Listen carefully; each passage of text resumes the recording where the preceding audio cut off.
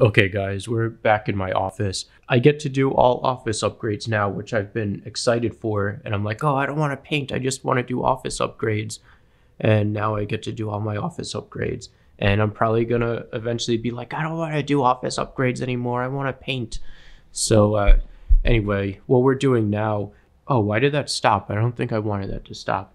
Anyway, adding that extra 140 millimeter fan to this computer, and I want to lower the fan speed so that this computer isn't as loud. So I'm going to do some testing, but right now with just one fan, with Prime 95 and Fairmark running, CPU hit 80 degrees max around there, and GPU was fine, which max GPU temp 73. And this is with like not having anything overclocked or anything like that, which I'm not going to screw around with overclocking because it takes like too much time and to find like stable settings and all that. I don't think I really care. I just want to get the fan noise down as low as possible. This way it's not in my recordings. And honestly, it's not even loud in the first place. But yeah, so we have our benchmark for 140 millimeter fans. So now let's pop the other fan in. I'm making my own cornbread. Can you guys please post this and share this to all of Florida so that they know that I fit in? Unless I'm making it wrong and this outs me as not a real Floridian. All right, it's the next day after that last clip. Well, not after the last cornbread clip. That's the same day. But the clip with me replacing the fan in the computer, it's all done and all whatever and done. Then I replaced all the fans in my editing computer, and I bought one of these things to hang my editing computer underneath the desk too, just to make more desk space. Even at my old office, at my old apartment, I didn't have any of my computers on the desk just because desk space is valuable. And you can see I have stands for everything that mount to the desk. Oh, I have to turn the computer sideways in this. Well, I don't know what that sound was, because it doesn't fit regular ways. It's way too wide for this to bracket to connect. So sideways it has to be. And even like, that's the problem too with this computer, is still way too wide too. You see how that's like bowed out right there. Yeah, the computer has to be like very thin to fit in these uplift desk under mount things. I was even thinking about getting another one and mounting these two UPSs in them, but I don't know yet. I need to think of a plan on where to put my stuff and like where to mount everything before I run wires. So that's why I've been kind of procrastinating this, is I don't really have a game plan. One option I was thinking is having that smaller computer. I'll show you guys from underneath. Having that small computer running this way, and then that would work. Another option, I can stick it right here, but then if I'm editing, I might have my legs like right there, so I don't know. Then I saw that it's even smaller. Like, I test fit this yesterday. I can fit it back behind here. Let me get you a little bit out. I can put it back there behind this brace, behind that leg. But then I was thinking the problem with that is every time I have to remove the computer, which I don't do very often, but if I need to remove the computer, it's going to be a hassle getting it out from under there. Say I have to upgrade it or something breaks on it or whatever. So that's not a good option. It's a good option in terms of form, but not in practicality. And then I was also thinking about, I don't have like I can get another CPU holder thing and mount these underneath the desk, but at what point is that like is that going overboard? I'm sure both of them would fit in one as well. The reason that I want to do that though is because then these will raise and lower along with my desk. If I don't do that, then every single wire that's connected from that to the desk has to be long enough to travel with the desk going up and down. But that may or may not be a problem, because really the only things that's coming up to my desk, so I would have a power strip coming from this to the desk. So then all my power stuff would be, for the computers, would be mounted on the desk. So it would just be one power strip being plugged in, one power strip being plugged in, one Ethernet and one Ethernet. So that should be okay. And then all my camera stuff isn't going to be on the power strips and it's not going to be on battery backups.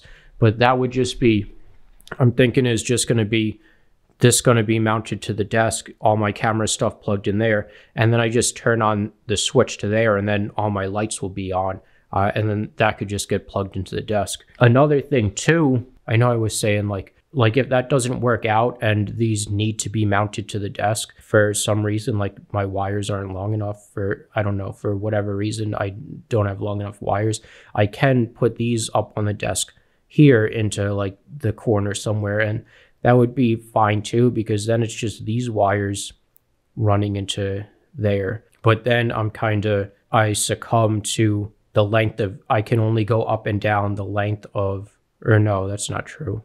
Yeah, if these were mounted on the desk, I can only go up and down the length of the existing wires in them, which I don't think is, maybe it is long enough, maybe it's not. But I think it's just a better idea, because I know that my power strip wires are long enough. They're like 15 feet long or something crazy long. So I think that's going to be the move. The only other thing though is, say that I plug in my power strip into here, it would be just one power strip run into here. And that means everything on my desk, this entire computer, will be run off that power strip powered by the battery backup. There's options on this one, like, I'll show you. One side is for battery backup, and then the other is just non-battery backup, just regular surge protector. So usually what I used to do, I guess it's probably fine now because I have a third one right here running everything, running a lot more stuff. But what I used to do is run my non-important stuff, like my printer, and like if there's a power outage, things that I don't need, like I would only run one monitor into the battery and one monitor into the surge protector. This way, if there's a power outage, the battery is not being wasted on dual monitors. So it'll be longer runtime for me to get everything done, to shut down my computer and do whatever. But I don't think that's going to be an issue with this current setup. So, yeah, I guess let's just start making some sense out of this, I guess. I don't even know where to begin. I guess really where I want to begin, the easiest place to begin is just to run the cable channeling along here and get my wires tucked in and get the server rack wires all done. Oh, and I can also mount the computer. That's the other easiest thing. Decide on that. I'm like 99.99999% sure that's where it's going, in that corner there. Why do I make such long clips of me just talking about nonsense? That's one of my guitars that I had since 2005. In the time that it took my cornbread to be done, like 20 minutes or so, I untangled one wire in that thing.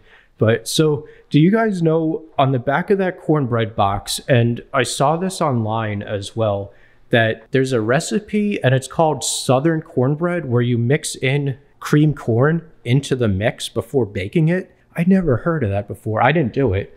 And I actually do have cream corn here, but that's what it looks like. We'll let it cool and cut into it. I really wanted it to go with chicken, but I think my chicken is still frozen. Yeah, it's still a little bit frozen. How do I make videos like this? Like, well, I might have to spend another $200 and something. I just plugged in, I wish I caught on camera, but I'm not recording me actually doing stuff. I just plugged in this UPS into the wall, and it just made like, and like I saw a bunch of sparks coming out the back here. Now when I plug it in, it acts normal, but it's kind of like way too risky to, here, let me plug it in.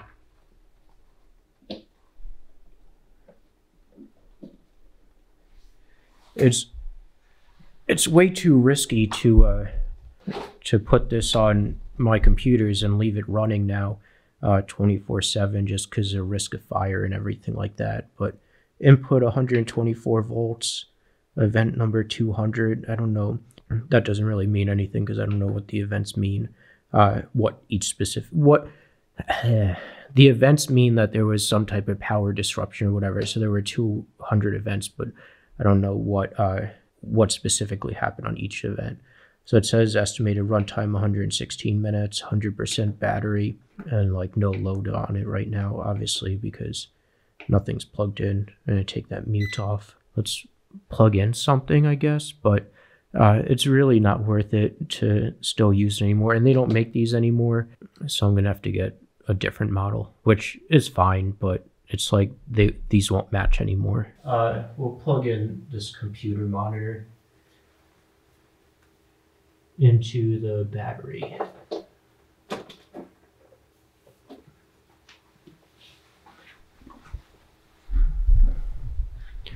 And well, you can't. Oh yeah, it powers on as normal. And now we'll try plugging it into the just surge protector side.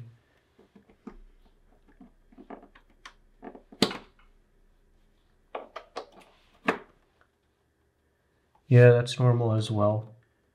You could definitely smell and see all the smoke that came out of this too. So.